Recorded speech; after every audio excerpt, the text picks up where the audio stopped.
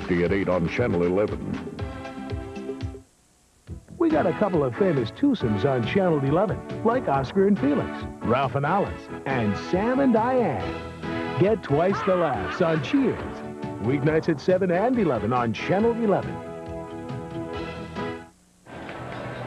This copyrighted telecast is presented by authority of the New York Yankees and WPIX and is intended for the private, non-commercial use of our audience. Any publication, reproduction, retransmission, or other use of the pictures, descriptions, and accounts of this game or any segment thereof without the written consent of the Yankees is prohibited. Back at Yankee Stadium, another look at that play at second base. Espinosa looks like he's cruising to second. Scott Luseder pops up saying, "I beat him there." Umpire at second base Larry Young says, "No, you can see how close it was, and it should not have been that close." Tracy Jones on the very first pitch had a nice little two-hopper to Espinosa, and he gets a force out, but on very close play and a good hustling Scott Luseder going into second. Espinosa, Kelly, and Sachs here for the Yanks in the bottom of the fifth as they lead it 1-0. Espinosa going after the first pitch. Espy singled his first time up in the third inning. Has his average up to 276. No home runs, 18 RBIs. On top of that 276, a very solid shortstop. A real fine. I'm telling you, the number 8, number 9 players in this Yankee lineup have been nothing short of marvelous this year. Espinosa and Kelly. Espinosa at 272 coming into today, and Kelly coming in at 320 for a batting average. In fact, Espinosa against the Tigers this year is now 5 for 14. He had the couple of days off as Dallas Green tried to give Wayne Tallison a chance to get in the lineup and see some regular play. It wasn't so much there's anything wrong with Espinosa. They just wanted to give Tallison a chance to get into a groove. He hasn't really had a chance to play for 2 or 3 days in a row all season. On a 1-2 pitch right to Whitaker, and it went out for the Yankees. Good hustle by Espinosa going down the line. One of the important things, George, is getting some playing time for your guys that are on the bench. They have to see the ball too.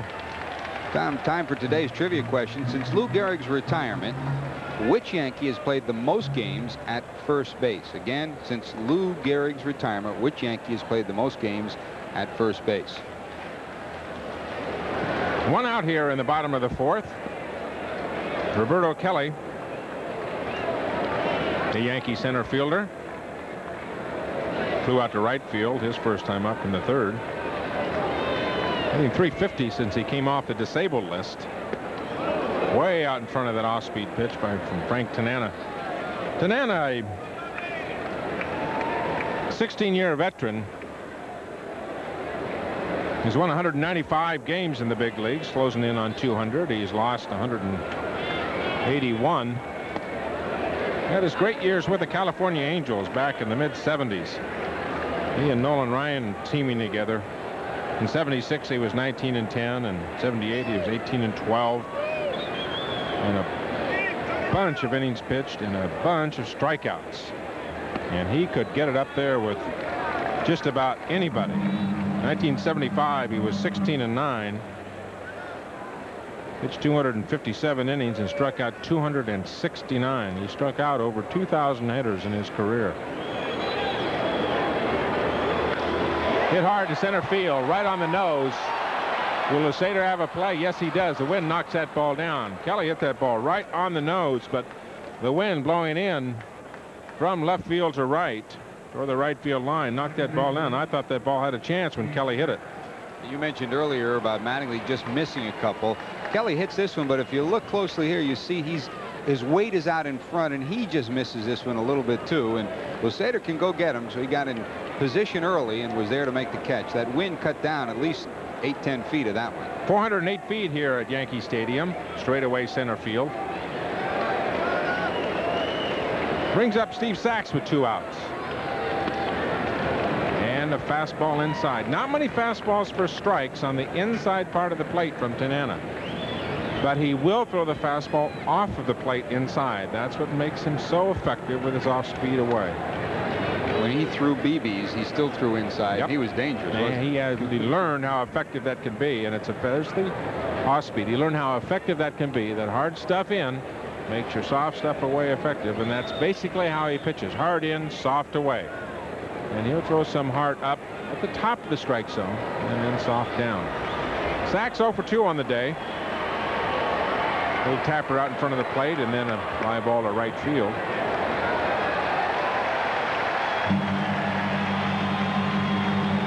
Little cheer for a paper airplane that has made it into the playing area. Bat boy picks it up from Tanana.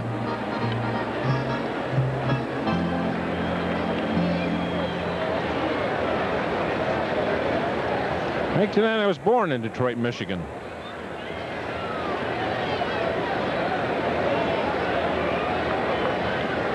And he has returned home to play for the Tigers.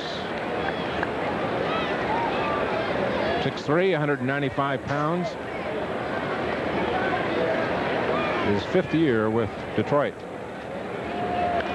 Hit hard in right side and right in the hole between Whitaker and Bergman, and Sachs is on with a 2-out single here in the bottom of the 5th inning, and I guarantee you'll see some throws to first base here.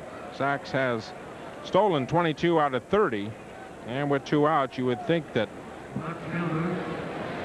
a steal might be on. And as Louis Polonius steps into the batter's box, Pat Corrales isn't giving up his verbal bantering with Ken Kaiser. He said, now watch him closely. They've been going back and forth all day.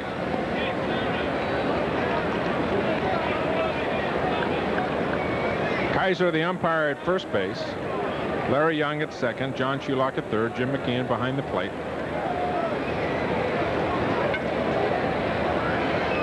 Bologna didn't like any part of that curveball first pitch thrown. There's another one. Update on the scoreboard for you, Tom. At Houston, scoring update. A balk by Kevin Tepani allowed Billy Hatcher to score. The situation there, 8 runs in for Houston. A man on third with 2 out in the bottom of the 1st inning. Houston 8. In the 1st inning? 1st inning. Oh. Corrales, after the throw by Tanana to first, looks right over at Kaiser.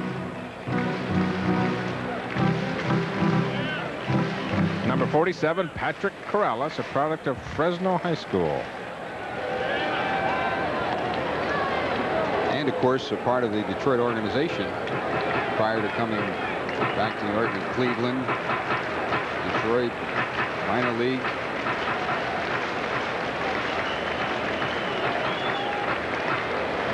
Cincinnati. Around. Yep, he made the rounds. A tough-nosed cookie. He was some football player in high school, too. When you look at a pitcher thrown over to first, it's interesting, the philosophy. Some pitchers just throw over there, but the good ones throw over with intent and with a plan, and Tanana's a good one. He knows what he's doing out there. That's exactly what he's doing. Now, that one is really over there. Is Dallas Green, which end of the dugout is he on? No, he's down at this end. He has made his point with Kenny Kaiser, the umpire at first base. He was down there a couple innings ago when Espinosa was on first base, taking a good close look at Tanana's move to first, but he's moved back down to his normal position in the dugout. Bologna pops it straight up. Tanana calling, Bergman calling. It'll be Bergman. Tanana would have loved to take that pop up, but they call him off. Well, the Yankees get a base hit and they leave one. No runs on the scoreboard, but they do lead this ball game 1-0 after 5 innings over the Detroit Tigers.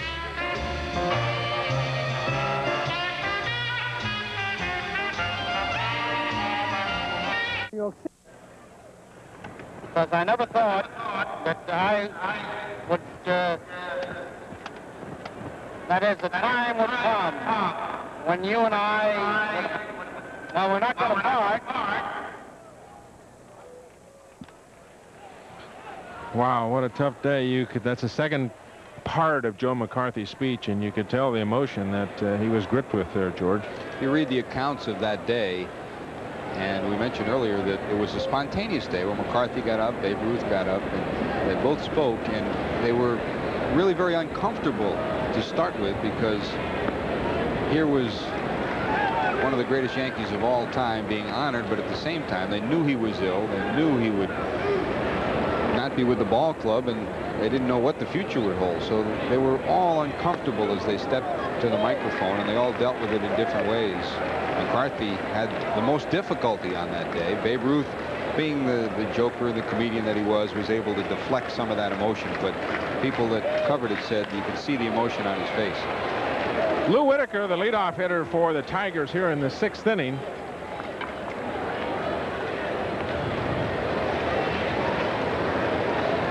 Whitaker, a leadoff single, his second base hit of the day. He had a drag bunt, 2-out drag bunt single in the 1st inning. The Yankees letting the potential tying run on as they lead this game 1-0 here in the top of the 6th inning. Billy Connor's a pitching coach, checking with the bullpen, and as he hangs up the phone, Guterman gets up, starts to loosen up in the Yankee bullpen. It brings up Keith Moreland.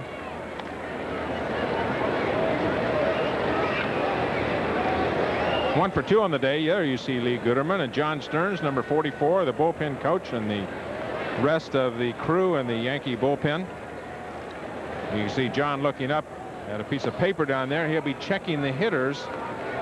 He has the lineup card down there. You can see him there making notations. He has the lineup, and you can tell Lee Guterman who's coming up, who he might be facing, who they have on the bench, all the information that the relief pitcher will need coming out of the bullpen. Little housekeeping and paperwork that the bullpen catcher John Stearns does on a regular basis in the bullpen. A ball, no strikes on Keith Moreland. Keith came in hitting .316, 5 home runs, 33 RBIs. A base hit, 1 for 2, is boosted into .318. There you see the man that pitched the no-hitter against the Boston Red Sox. Over in the corner, Dave Righetti. He still has a couple of innings before he has to worry about loosening up and getting ready.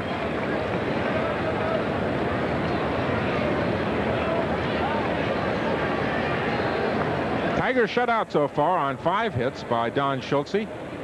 The Yankees 1 run on 6 hits. We're in the top of the 6th inning here on this July 4th celebration day, Independence Day. Whitaker goes. Moreland pops it up on the infield. Whitaker retreats on the hit and run. Moreland pops it to Sachs. Designated hitters. And they're 1 out for the Tigers here in the top of the 6th. Island, when he came up with the big pitches he needed in his first start, and so did Parker when he came up. And in this day so far, Schultze's come up with the key pitches when he's needed it. He has made good pitches. He has not been afraid to use his fastball on the inside part of the plate. He's gotten his off-speed pitches over. Freddie Lynn, who hit the ball hard in the 1st inning, as the Tigers try to get their first run of the ball game, only to have Jesse Barfield come out with a great play, throwing a perfect strike to home and nailing Lou Whitaker, who tried to score from first base. Barfield has played a beautiful defensive game in right field today so far for the Yanks. In the 4th inning, Lynn hit a ball right to the wall. The warning track, got way out ahead and hit the ball hard, but right to the warning track, and just not enough to carry out for, what was it that time, the first out in the 4th inning. Freddie Lynn, a product of the University of Southern California, another one of Rod Dato's Bobos, one of the many that he has put into the big leagues. His 16th year in the big leagues. Hit hard on the ground, right in the hole. A breaking ball left in the middle of the plate. And Freddie Lynn has his 2nd base hit of the day. And the Tigers have runners at 1st and 2nd with Chet Lemon coming to the plate. Lynn is 2 for 3 as a designated hitter today, and he has just been so comfortable with the DH role during the course of this year. In 20 games, this is his 20th game as a DHer this year. He's hitting over 300, hitting about 320. Now 21 for 64 as a designated hitter this year. There you see Billy Connors again looking to the bullpen to see how Guterman is doing and getting a sign from John Stearns. Guterman is one of those pitchers who does not need a lot of time to get ready. He can loosen up pretty rapidly, and that really has a lot to do with how the bullpen coach, Stearns, or how, for that matter, Connors deals with it. So the Tigers with a rally going here in the top of the 6th. Whitaker at second. Lynn at first. Lemon at the plate. 3 veterans here for Sparky Anderson. The Detroit Tigers at work now.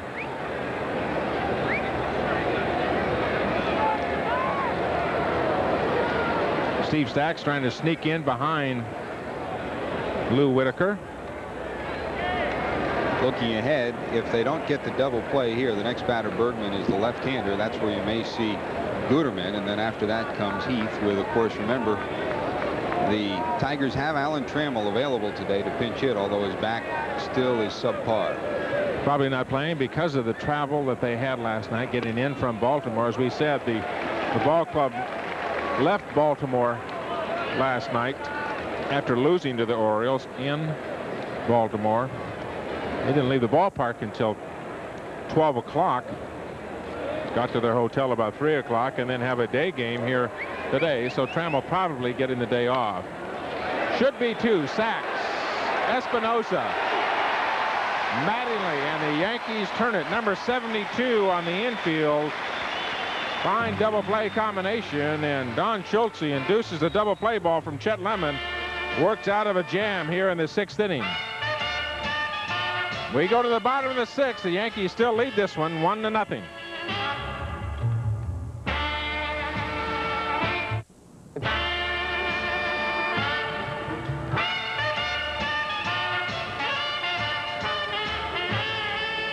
Lou Gehrig still home 15 times in his career. Tops of all the Yankees. And what's memorable about that shot, did you see after sliding into the catcher? Catcher looked like he got hit by a freight train. Truck. You know, Babe Ruth also stole home 10 times. People forget about those statistics surrounding 2 great Hall of Famers, not just Yankee Hall of Famers, but baseball Hall of Famers. One man that, if he keeps it up, certainly will be going to the Hall of Fame. Don Mattingly having another great year. 2 times to the plate, 2 singles, and customarily takes that first pitch just to take a look.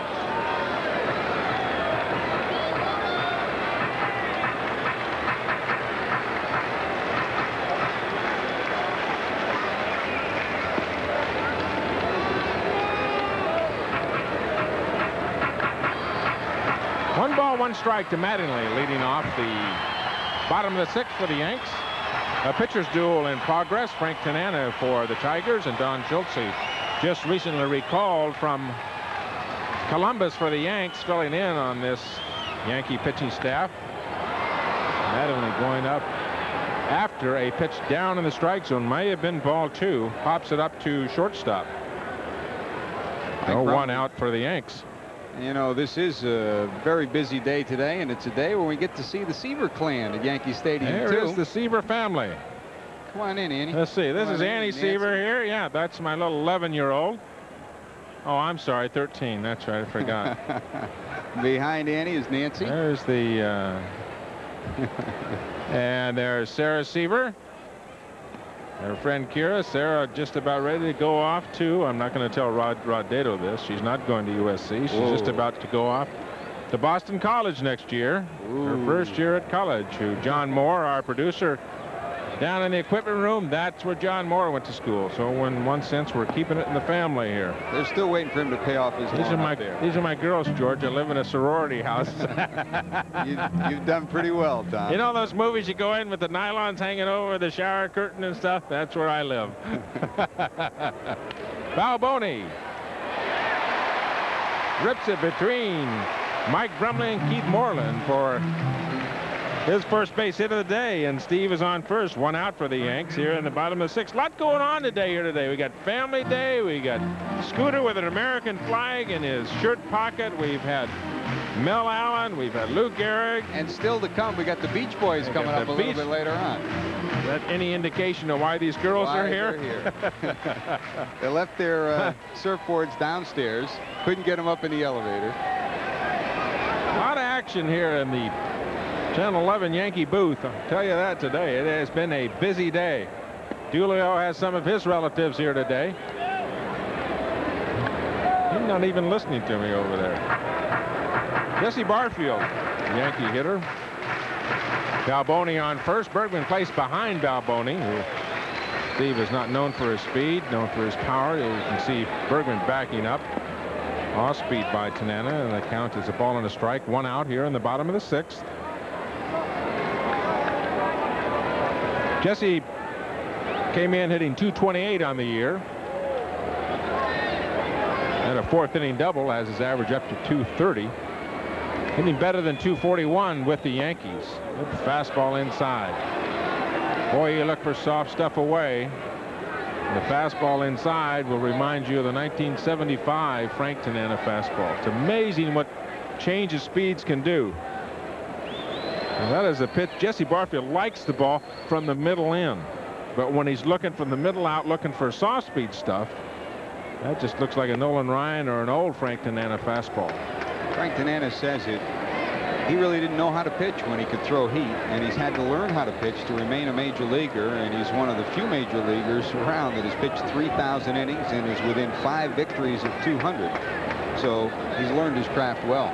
Well, he has been in double figures in wins for Detroit the last 4 years. He came over from Texas to the Tigers in '85, won 10 games, and then he won 12, 15, and 14 in 3 successive years after that, and chalks Jesse Barfield up on that fastball inside that just absolutely locks Jesse Barfield up. Jesse just in between, caught in between the hard stuff and the soft stuff, and a pitch he likes to hit, George.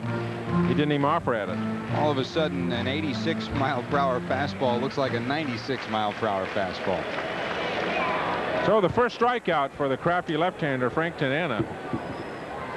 Second out for the Yanks here, but they lead it in the bottom of the 6th, 1-0. We talk about his transition as a pitcher, but even more impressive is his transition as a person. He was one of the traditional fast livers in baseball, but became born-again Christian and really dedicated his life to helping people in the last few years. Tommy Brookins, who drove in the lone Yankee run in the 4th inning with a single. He knocked in Jesse Barfield. A good 2-out rally in that 4th inning. Mattingly led off the inning with a single and then a double play ball by Balboni, and then with 2 outs, a double by Barfield and the single by Brookins. A good 2-out rally for the Yanks to put their run on the board. There's that inside fastball again. 2 balls and a strike, 2 outs here in the bottom of the 6th.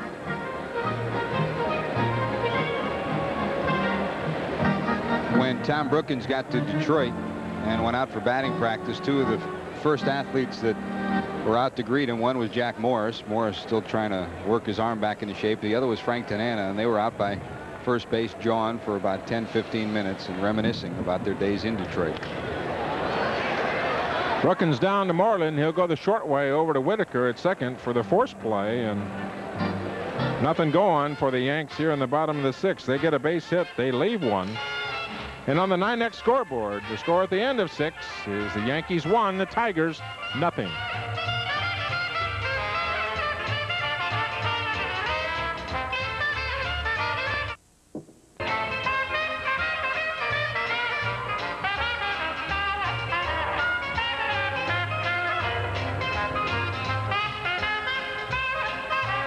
Hard to believe, 19,000 putouts, and that's an unbelievable figure. He, of course, holds the American League record, and the Scooter rejoins us. You talk about Lou Gehrig, the statistics are one thing, but the mystique and the history are just unbelievable, Scooter. There's no way you can explain it. I mean, because the more you read his statistics, the more amazing it gets.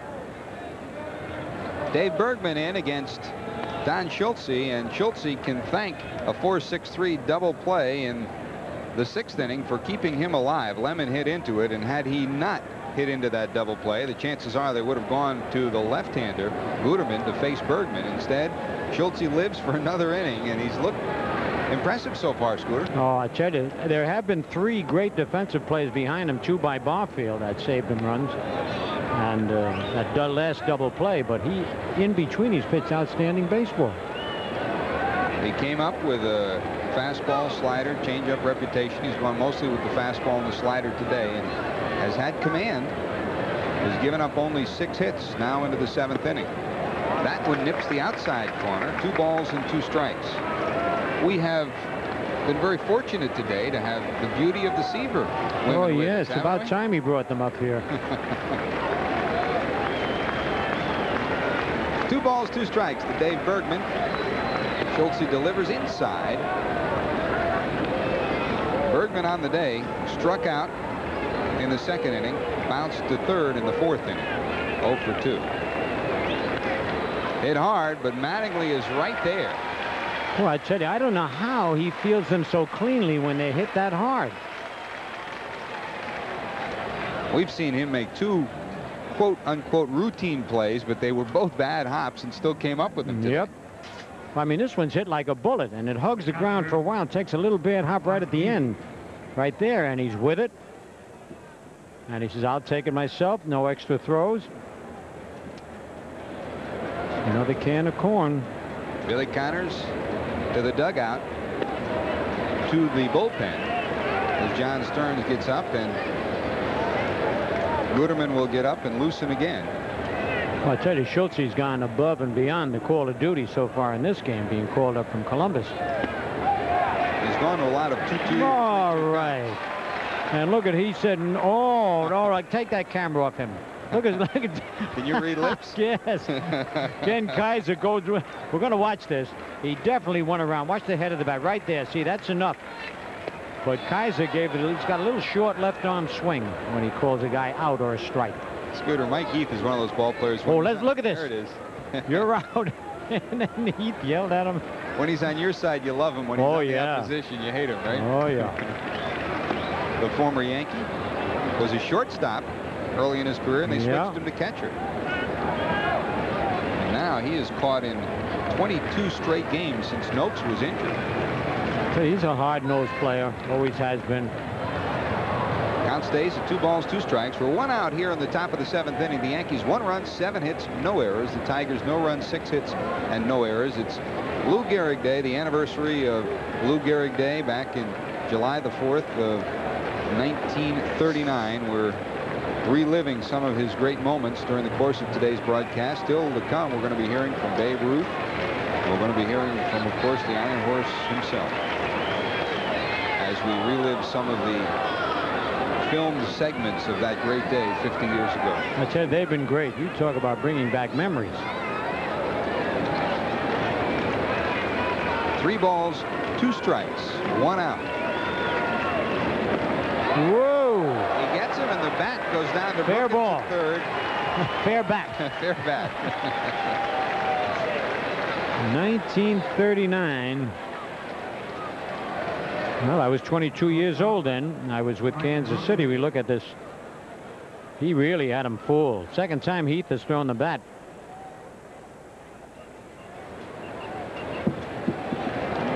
And that's the 4th strikeout for Schultze on the day.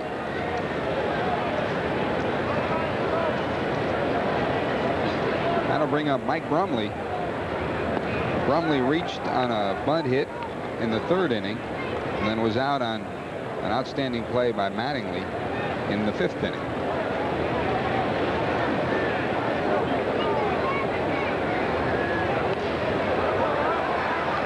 Foul back, 1-1. See the mark across the forehead of Mike Heath. That mask. He also got whacked with a foul tip that drove the mask back onto his head. Foul back and out of play. You remember that brawl that he was involved in when he first came up in the 70s? Which one? Which one? Against California Angels, wasn't it? When he first came up, Billy was the manager. Yes. Oh, man. He has always been a spark plug ball player. 1-2 to Brumley now. Just got a piece of that one, and Schultz, he thought he had him. And Schultz, it's amazing in this heat and humidity to pitch such outstanding baseball. I mean, he's got good stuff yet. He's got sharp slider, the fastball that rides up and in, a little bit of a sinker when he gets it down. And he'll use that changeup against the left-handers. He doesn't use it often. He throws about 50% fastball, 40% slider, and 10% changeup. In the minors, he won his last 5 and had an earned run average of 1.67 during that stretch, and he's picked up right where he left off at Columbus so far today. Hit weakly to short. Espinosa over to Mattingly. So we'll go to the bottom of the 7th inning at Yankee Stadium. The Yankees 1 run, 7 hits, and no errors. The Tigers 6-0.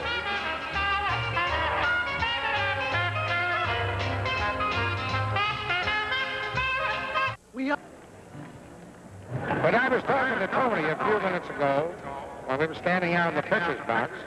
I said, holy smokes here, Tony. There's 13 of us here. He says, no, big grass just left the clubhouse. He said, but what of it? He says, we only need 9 and we can beat them. The great Babe Ruth. Yep, and he's telling Lou Gehrig that they only needed 9 men to beat any team around. And those 27 Yankees were something. 39 Yankees weren't too shabby either. Not bad at all. And when he referred to Tony, of course, he was talking about Tony Lazzari. Yep. Tony push him up Lazzari. I'd say they had some great talent, great names. What do you have? 11 RBIs in one game, I think. One game. Bob Guerin stepping in against Frank Tanana. He's 0 for 2 on this day. Lined out to third. Flied out, dumps this one down. Tanana will get a hand on it. No glove, no throw, and Guerin's sitting at first. He's done it again. He's done it again. We've seen him beat out, but they don't expect it. That time he got a break when Tanana fell down, but still, it was a good bunt for a big guy like that. And we mentioned earlier that it's good to bunt against Tanana. He throws a lot of change of paces and curves, but he slipped on his knees and couldn't grab the ball barehanded. It's a good play also because Moreland is not one of the fastest third basemen in the league and coming in to field those bunts. So even if Tanana can't get it, the chances of Moreland coming up with the play aren't great either. So the Yankees lead at 1-0, and they get the leadoff hitter on here in the 7th inning. That'll bring up Espinosa. He singled to center and then grounded out to short. He leads the Yankees in sacrifice bunts. And he's also an excellent hit-and-run man, but right now I'd have to think he's sacrificing to get that little insurance run. Heath keeps it in front of him as it's in the dirt. Tanana wants another baseball. And if you keep an eye on Espinosa, you'll see why he is such a good bunter and is so successful at sacrificing. He's got soft hands. He's got 12 sacrifice bunts. The next closest to him has 3. Tanana, that's low, ball 2. And that's an important part of bunting, is being able to take pitches that are not near the strike zone. The only time you have to sacrifice really yourself, we look at Lee Elia giving signs, is if it's a squeeze bunt, then you got to bunt it no matter where it is. But this really puts the pitcher deeper in a hole when you can take those pitches. And also the chess match that's going on here is that Tanana's trying to get him to bunt the ball to third because he's got Bergman holding the runner on at first. And Espinosa manages to get it to the first base side, and he succeeds in the sacrifice as Whitaker covers at first. Well, that's pretty to watch, I tell you. And soft hands is so important.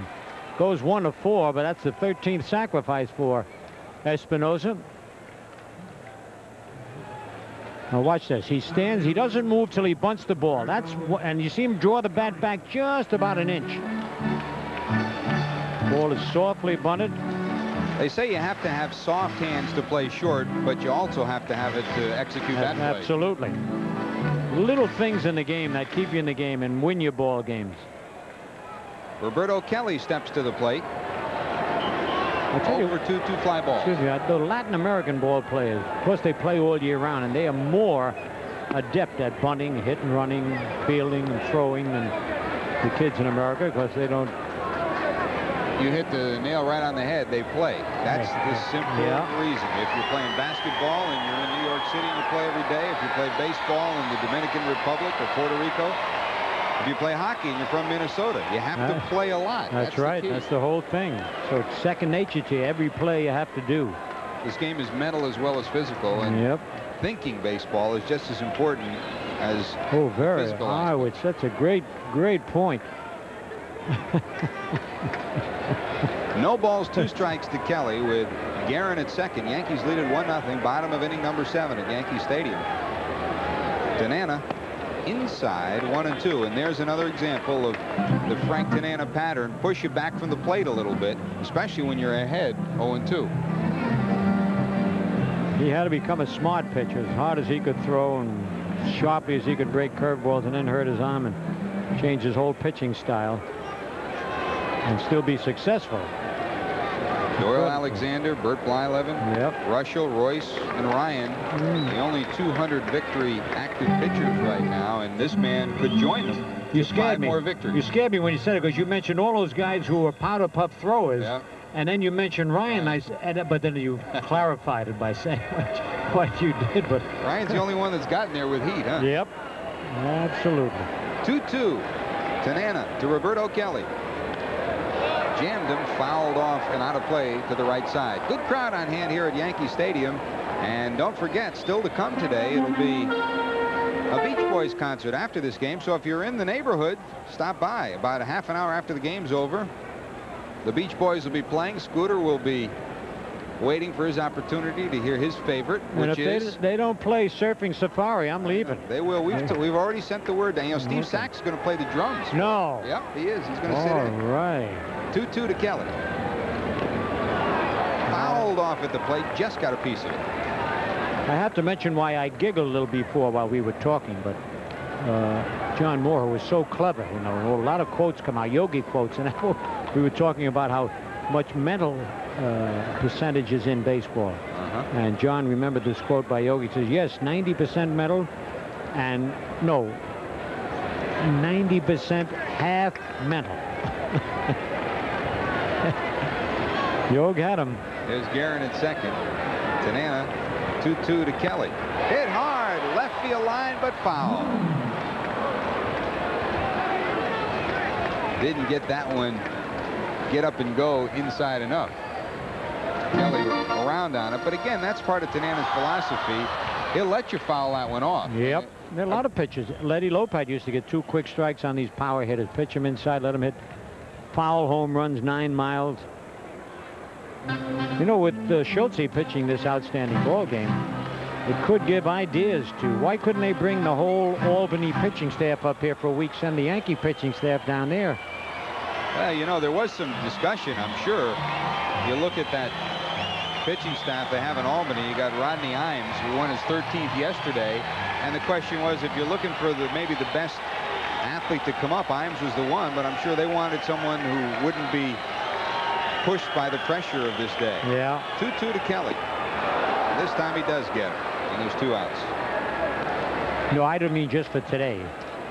Imes, I think, is a man of the... You know, the other part of it, too, is he's in Double-A. He's got a ways to come, and maybe you want to let him get comfortable and then bring him up to the Triple-A. But I'll tell you, if things do not turn around, and we are at the halfway point, game number 81, and the starting rotation is still a big question mark for Dallas Green. I'll say they're going to put Sachs on and pitch to Polonia, and I don't believe Polonia is going to hit. At least I think we'll see him.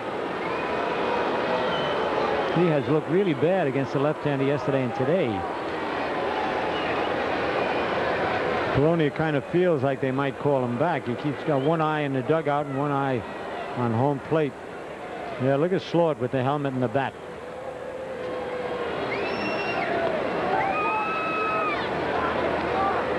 You know, while we talk about the pitching staff, Scooter, you know, word is John Candelaria has been, now he's in his 2nd week of rehab, and as Sachs goes to first, Slaught does come out, and Polonia will go back to the dugout, and Slaught will be the pinch hitter. But Candelaria has been working out for 2 weeks, but the feeling is if he comes back, it probably won't be till August. Ryan Gehrig has a decision this week. July the 7th was the date that they had agreed upon to make a decision on his future. He hasn't pitched well the last couple I know it. There was a little talk he might be the pitcher today, but that did not materialize. Gehrig has just been sent down for a 20-day rehab, and the feeling is they're going to move him into the starting rotation down there to get him used to being a starter. So if he comes back, it would probably be as a starter. It's tough. It's tough. But when I said now that kid you were just talking about down in Albany, Rodney Imes, just it might be worth a gamble to bring him up one day just to put him in one game, pick the perfect spot, the weakest team that they might be playing, just to see, get his feet wet, then bring him back, send him back down to Albany. Oh, look at that. He's got almost like one of those bowling gloves on with a special metal protection there to keep you from getting whacked, it looks like. And on the inside of that left wrist, which had been injured for Mike Heath. He's been battered as the catcher for the Tigers in years past. So you got Sachs on first, Guerin on second, 2 outs. Slaught pinch hitting for Polonia. Hit high to short. Moreland cuts it off. The throw. They get him. And Bergman looks like he may have pulled a muscle as he made that stretch. But the Tigers get out of trouble. The Yankees leave 2. The score at the end of 7. Yankees 1, Tigers nothing. We're now going to pause for station identification.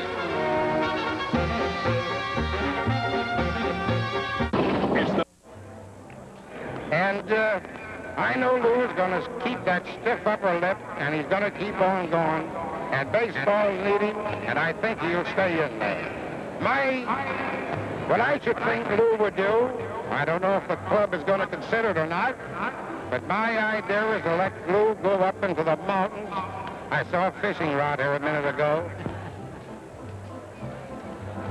Yeah, the interesting thing about that, Scooter, is that when the Babe got up to speak, it was after Lou Gehrig had just concluded his speech, and everyone was somewhat deflated because of the emotion of having Lou say goodbye. And then Babe got up and kind of brought everybody back. He did. That was a great speech. Yep. I mean, he was really great. Ad-libbing and a little bit off the wall, but a great man to have around.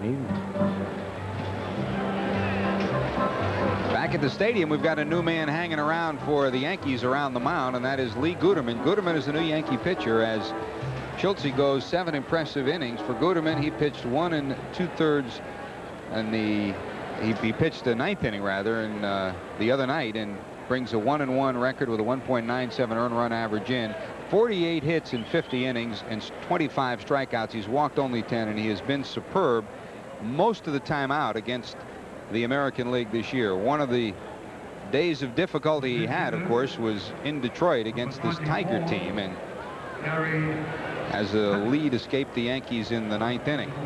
Change for the Yankees with Polonia being lifted for the pinch hitter. Mel Hall goes to left field. Left-hand hitter also, as well as Polonia, so the feeling of Dallas Green obviously is that they'll probably switch pitchers too. And Gary Pettis will pinch hit here for Scott Lusader and probably stay in the game at center field. Pettis, of course, from the California Angels in the last couple of years with this Detroit team, has some speed, can bunt the ball, and he can run. You don't want to let this guy get on base. Not that he hits that much, but if he gets on, he can steal the bases. We're in the top of the 8th. Yankees 1, Tigers nothing. Guterman to Pettis. 1 ball, 2 strikes. Pettis has always been one of the best defensive outfielders in all of baseball. Has never hit very well, but his defense has kept him in the game. Yes. Up the middle, Guterman right there. Sounded like a broken bat. Yes, he did. By the way, Scooter, Lou Gehrig, the Iron Man of baseball, was forced to quit the game he loved because of amyotrophic lateral sclerosis, ALS, the disease that took his name and his life. This year, to help unravel the mystery of this fatal disease, the ALS Association and Major League Baseball are teaming up in a 50th anniversary tribute to Gehrig. Help strike out ALS. For more information or to pledge your support, call 1-900-226-1100. There's a $1 per minute charge for the call, with a portion of the proceeds going to the ALS Association for research. In those days, it was very difficult to diagnose what Gehrig had. Tracy Jones rips on this one on a 1-0 pitch, but Roberto Kelly is there at the warning track. And there's 2 down. Little scary right there. Ball hit well over 400 feet. Jones is 0 for 4, but he gave that one a ride. He was also robbed of a double by a great sliding catch by Jesse Barfield back in the 3rd inning. And time for today's trivia question and answer, Scooter. Since Lou Gehrig's retirement, which Yankees played the most games at first base? The most games at first base. Your guess? Mike, and it is strictly a guess, would be the Moose. You're right. No. You're right. And we You got to be kidding. Was the answer on there? You didn't even. We had on to the tell everybody he didn't look at the screen. I swear I didn't. I had no idea. They've had so many first basemen since Gehrig. So many. Over 900 games at first base for the Moose. Still has the crew cut. Still looks great. Oh, yeah. What a tremendous man. Lou Whitaker, a couple of hits. 2-0 pitch is outside ball 3. This man's going to be there for a long, long time. Although it's hard to tell. He would be. I mean, he'll be there if he wants to be there. Oh, wait a minute. You trying to get a little controversy going here? No. But you know, very few ball players now, when their term is up and they are free agents, stick around with the same club that they've been with. You never know what's going to happen. There are very few men like Don Mattingly, though, too. Oh, yes. He's a throwback. He could have played with Gehrig. He could have played with you on your Yankee team. Oh, yeah, no doubt about it. So Guterman, 4 straight balls, and Whitaker is on at first base. And that'll bring up Keith Moreland. So now the left-right battle in favor of the Tigers with Moreland up, and then he'll be followed by Fred Lynn, a left-handed hitter. Lemon scheduled up, a right-handed hitter, then Bergman, another left-hander. Yankees lead at 1-0, top of the 8th inning. 2 outs. Whitaker on first.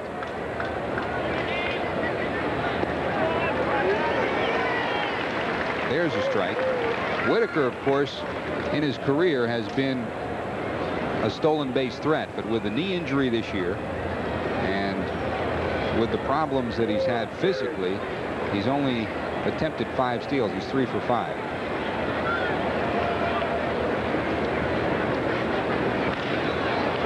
Espinosa winging wide, and it goes under his glove, and Whitaker will go all the way to 3rd. It took a skip hop, and Espinosa just lost control of the play. He was looking for the ball to come up, and it stayed down a little bit, and it's unusual. That's a play SB makes 9 out of 10 times. No other way to describe it than, yes, it might have been a bad hop, but it's a ball that should have been caught. We'll watch this again. He gets right up to it. Now this hop right here, he's looking to come up. You see that? He had the glove above the ball. He had gotten there in plenty of time. He did everything the way you should do it, and with Lynn scheduled up, they will go to Gary Ward as a pinch hitter. Gary Ward. So not only is it a base hit, but the fact that it was a ground ball up the middle and Kelly playing Moreland towards the deep side, Whitaker motors all the way to 3rd. So the Tigers have 1st and 3rd with 2 outs. No activity in the Yankee bullpen now as we look. There's some rustling around out there. Still no one's up to throw. Guterman's got to really bear down here.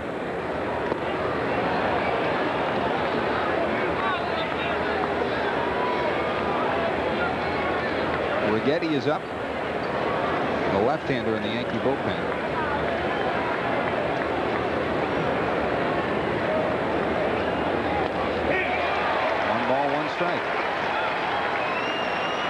Rick Shue has come in to pinch run at first base for Moreland. So Shue is on first. Has average speed. Moreland had below average speed. That would represent the go-ahead run.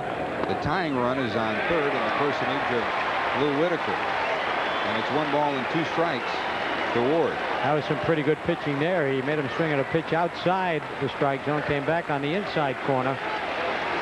Now, if he's got one of those pitches that really dances. 1 ball, 2 strikes, 2 outs. Ward hangs in there and fouls it off down the right field line. That's all he could do with that pitch.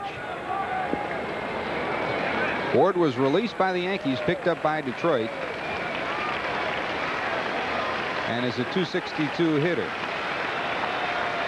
Plunk, the right-hander, Righetti, the left-hander, in the Yankee bullpen. 1 ball, 2 strikes, 2 outs. Oh, yeah. Luderman came up with the pitch that he needed. And the Tigers strand 2 in the 8th inning. We'll go to the bottom of the 8th at Yankee Stadium. The score: the Yankees 1, the Tigers nothing.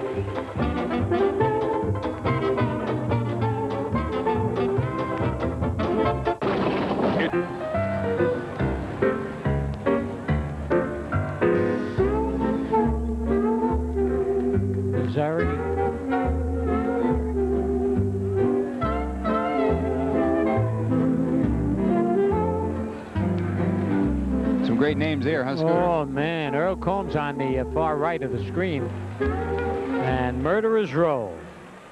He was still a coach then. He was a coach then, yeah. That's why he's still in uniform. Yep. But he had been with that 27 team. He was still a coach when I was here those years. Don Mattingly steps in, 2 for 3 on the day at .311, 11 home runs, 54 runs batted in. The Yankees lead it here in the bottom of the 8th, 1-0. 1-8-0 for New York. Detroit, no runs, 7 hits, and no errors. And Frank Tanana remains in there. A couple of defensive changes. Pettis stays in the game in center field. Shue stays in the game at third base. And there's some folks, Scooter, that just talk about history. Just asking Marty Appel, where Wally Pipp, Babe Ruth, Tony Lazzari, Mark Koenig. And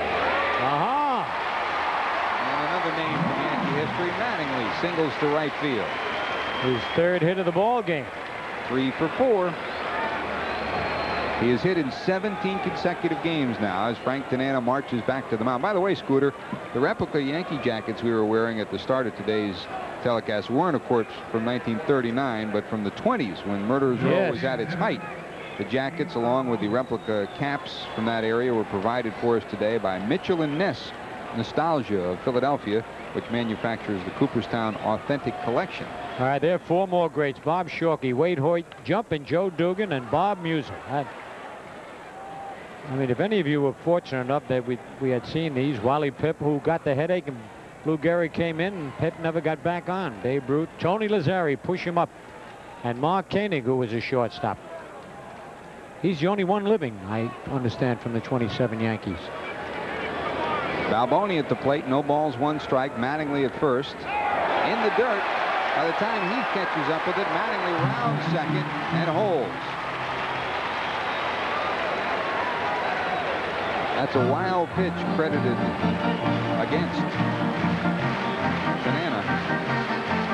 And that's his 7th wild pitch, which is the most on the Tigers.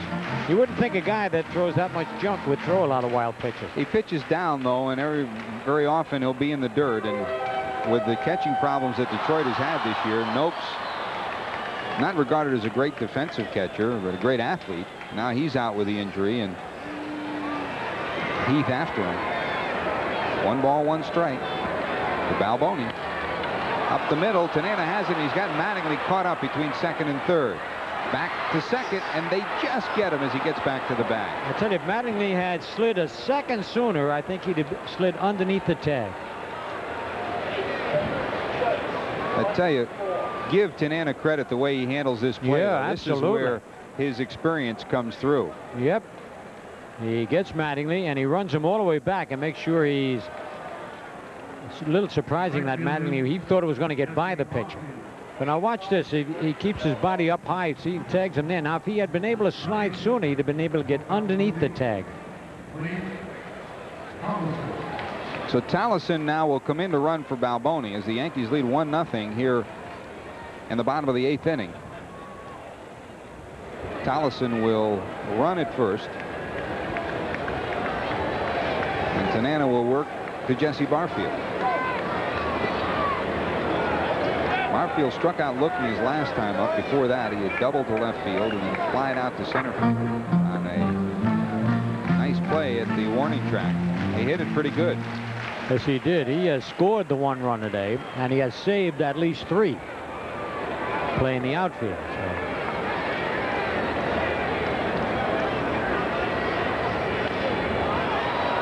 Hit the short. Over is Brumley. They get 1, but they won't get 2 with Barfield. So the force 6-4, and there's 2 outs. And Barfield will be at first. Barfield has made 2 exceptional plays in right field, and he's played today with a knee that is below par. Strained his knee a little bit, was taking treatment for it in the trainer's room before today's ball game, but you never know it by the way number 29 is played this afternoon. And he scored. Didn't think he had a chance to score on that line shot single to right field. Lemon had the ball, and he was just getting to third base, and he made it easily. By the way, Scooter, Cleveland beat the White Sox 3-2, 3-5-0, 2-7-0 for Chicago. Bale's the winner, Perez the loser, and Jones gets his 20th save in that one. Tonight, Baltimore at Toronto, Milwaukee at Boston, Minnesota, Seattle, Texas, California, Kansas City, Oakland. That game in Toronto tonight, the Orioles will go with Schmidt. Dave Steve will go for Toronto as the Yankees hope to hold on here and then hope to get some help north of the border from the Blue Jays. Yankees start the day 6.5 back, 39-41 as we hit the halfway point. It's hard to believe we're at 81 games halfway. No, it is. Seems like every time the Yankees get to 500, they play bad baseball for a couple of games. Got that out of their system now. That one just inside. 1 ball, 1 strike to Tom Brookins. Brookins flied out to right, singled in the lone Yankee run. That came in the 4th inning, and then grounded out to 3rd. This one to short. Brumley over to Whitaker. That'll do it for the Yankees in the bottom of the 8th inning on the Cannon Camera scoreboard. The score at the end of 8. The Yankees 1, the Tigers nothing.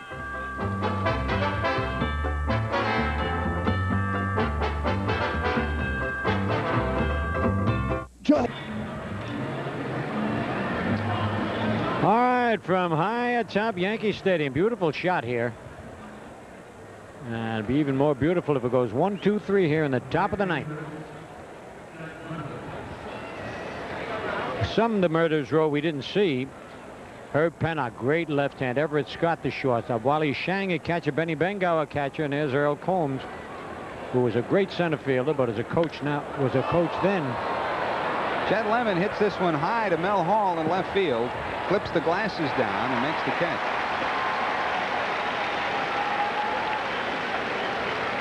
One down, and from 1989 we go back to 1927 and talk about murders row and some of the numbers. Unbelievable. 307 team average, 158 homers, slugging percentage 489, winning percentage 714. They won 110 ball games. They only played 154 in those years. Man, oh man. There's one year here, and I know John Moore's got the statistics.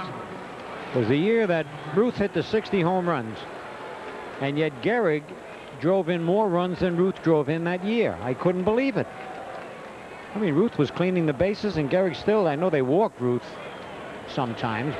Oh, go ahead. This is more important right now. Back at Yankee Stadium, Alan Trammell will come in to pinch hit for Dave Bergman. We figured we'd see him this inning, and with the Tigers down to their final 2 outs and trailing by 1, here's the man who touched Guterman for the winning hit the other night. This one he lost to short right field, and Sachs is there. You can hear the applause from the fans because they knew who was up at the plate. Bad back or not, Alan Trammell has been like Death Valley days to the Yankees over the last few years. Sachs makes a good play on this one, Scooter. Gets out there quick. Yes, he does. Of course, Barfield had trouble. As you mentioned, he was limping a little bit. Oh, there it is. Look at this. Ruth batted .356, 60 homers, 164 runs batted. And Gehrig batted .373, 47 homers, and 175 runs batted in. Not a bad number 3 and number 4 in the lineup. Oh, man. Who'd want to pitch against them? Woo.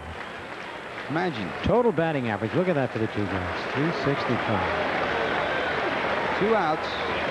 To the plate is Mike Heath. Heath is lined out to Kelly. Nice play by Roberto in center field. Grounded to short and then struck out. became Schulte's 4th strikeout victim in the 7th inning. This one hit the short. Espinosa charging. That'll do it. Lee Guterman gets the monkey off his back. He lost the game in Detroit, did not want to get into trouble in this 9th inning at Yankee Stadium. And on a day when the tradition and history of Lou Gehrig and the Yankees was honored, the Yankees obliged with a 1-0 win over the Detroit Tigers. The Yankees 1 run, 9 hits and no errors. The Tigers no runs, 7 hits and no errors. Guterman comes in to clean it up. Schulte will get the victory, and Bob Gehrig continues an impressive streak as they bring him up from Columbus. Gehrig catches him, and they come up with victory. We'll have more on that after this timeout.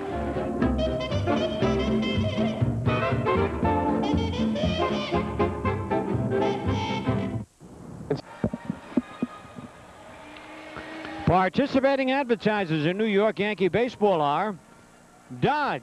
Visit your Tri-State Dodge dealer where the new spirit shows. Anheuser-Busch. We brew our fine quality beers to be enjoyed responsibly. Remember, know when to say when. New York's Lotto. All you need is $1 and a dream. Watch for the lottery drawings on WPIX. The Daily News, New York's hometown paper. Nobody tells it like the Daily News. 9X Yellow Pages. It's out there, it's in here. And by the New York Yankees. Miles Scooter back at Yankee Stadium. The Yankees win it. 1 run, 9 hits and no errors to Detroit's no run, 7 hits and no errors. Schulte gets the win. Pitched impressively as he went 7 innings, no runs, and only 6 hits. And Guterman comes in to hammer things down. And it keeps the streak going for Bob Gehrig, because when you look at this year, and again, joining us at Yankee Stadium, we are wearing replica attire from the 1920s and 30s to this Lou Gehrig Day at Yankee Stadium 50 years ago. If you're just joining us, it was Lou Gehrig Day here. But Gehrig was the catcher when Island came up for his first appearance. He won. Gehrig was the catcher when Parker came up for his first appearance. He won. When Jones came up, Slot caught, and it was a loss. So for the 3rd time now, Gehrig catches somebody coming up from Columbus, and they come up with a victory their first time up. He was impressive. He was very impressive. He only walked 2 men and struck out 3, but I mean, the way his ball was moving, Tom Seaver was very impressed with the way Schulte pitched, and I think he's got to be one of the most happiest men, along with Billy Connors and Dallas Green and all the Yankees. You know, you look at the statistics today, and it's another 1-run ball game. That means 6 of the last 7 games these two teams have played have been 1-run affairs, and there is a rivalry here. Oh, there's definitely a rivalry. The only bad thing is that they won most of the 1-run games, but not, the Yankees will get back by the second half. It's still a problem with the starting rotation of the pitchers. But I think now this job by Schulte is going to shed new light, I think, on the way the Yankees are going to go after their pitchers.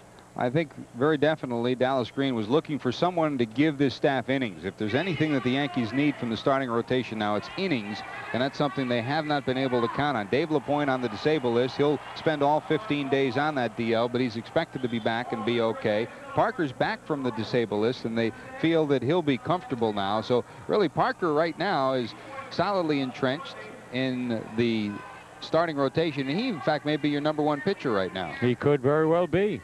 We'll be back with more from Yankee Stadium. The Yankees beat the Tigers 1-0. We'll have more after this.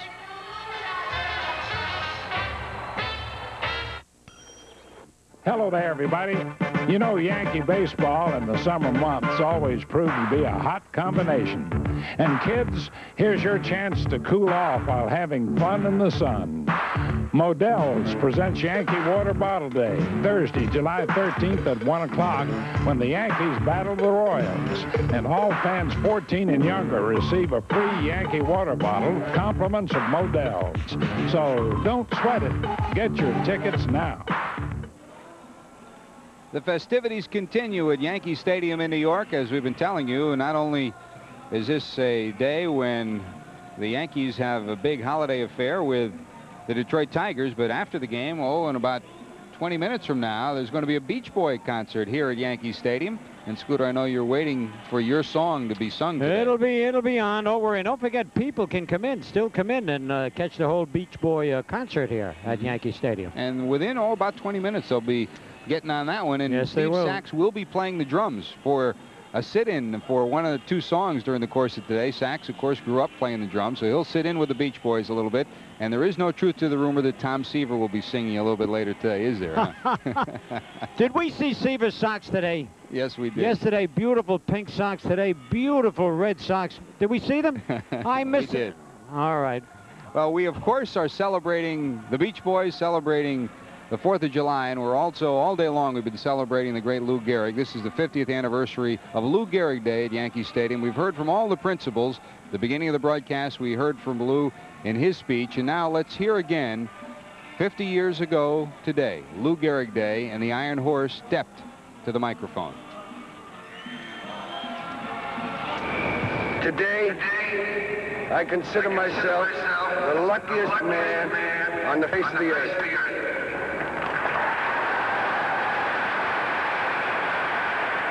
That I might have been given a bad break, but I've got an awful lot to live for. Thank you.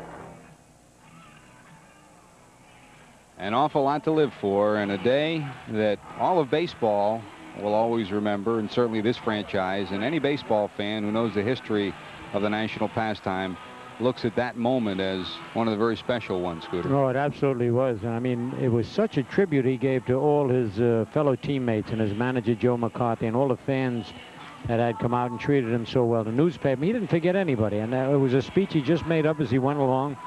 At first, he wasn't going to say anything.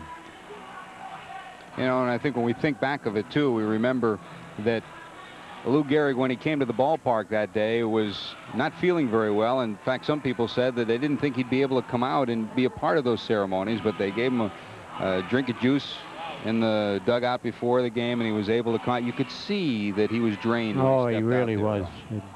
One of the saddest moments, and yet one of the most glorious moments that you'll remember. 50 years ago, it just seems like yesterday. Just turn the clock back 24 hours. You know, Scooter, they gave him a plaque that day, a trophy, and there was an inscription from the team on that trophy, and the inscription read, "To Lou Gehrig, we've been to the wars together, we took our foes as they came, and always you were the leader, and ever you played the game. Idol of cheering millions, records are yours by the sheaves. Iron of frame they hailed you, decked you with laurel leaves. But higher than that we hold you, we who have known you the best, knowing the way you came through every human test. Let this be a silent token of lasting friendship gleam, and all that we've left unspoken, your pals on the Yankee team." It's really a great tribute from some really, really great ball players. Well, that'll do it from Yankee Stadium. We'll be back with one final word after this timeout.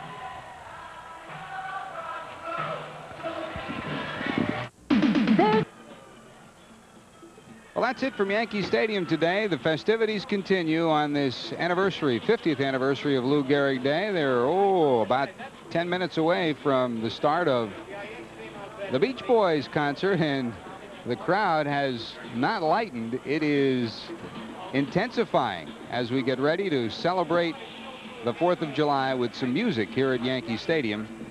That's it from the stadium. Final score again, the Yankees beat the Tigers 1-0. Be sure to join us for our next telecast on Sunday, July the 9th at 1 o'clock when the Yankees face the Boston Red Sox here on the Yankee Baseball Network.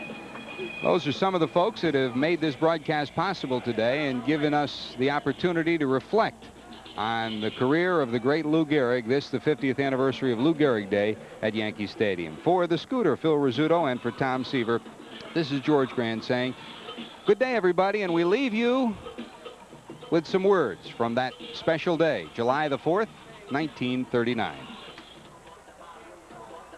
You will live long and patient, and for generations to come, while boys with American baseball, they will point to your record with pride and satisfaction. I congratulate you.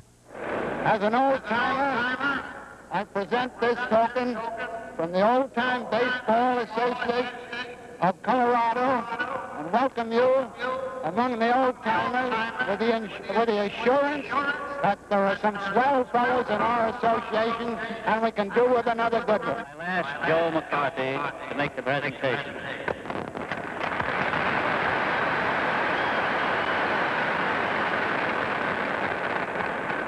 I don't have to read that.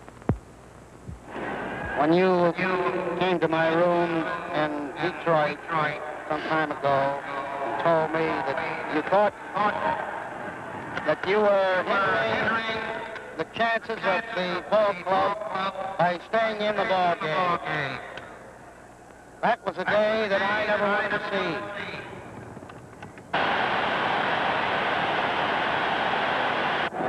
But I was talking to Tony a few minutes ago when we were standing out in the pitcher's box. I said, holy smokes here, Tony. There's 13 of us here. He says, no, Bibgrass just went in the clubhouse. He said, but what of it? He says, we only need 9 and we can beat them.